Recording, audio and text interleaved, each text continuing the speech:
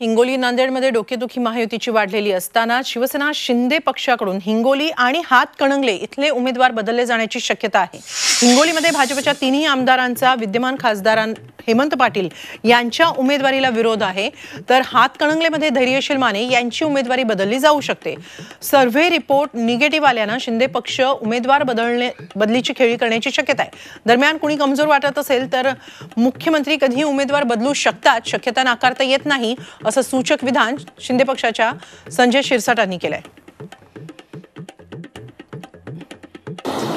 आपण जे 8 उमेदवार जाहीर केले अशी चर्चा की त्यातले काही उमेदवार ऐनवेळी बदलले जातील, याबद्दलची मला कल्पना नाही, परंतु जर एखाद्या ठिकाणी जर उमेदवार थोडा बहुत जर कमजोर वाटत असेल तर तो बदलण्याचा अधिकार मुख्यमंत्री एकनाथ शिंदे साहेबांना आहे। बदलणं शक्य एखादी जागा शक्यता नाकारता येत नाही। कुठली असेल? मराठवाड्यात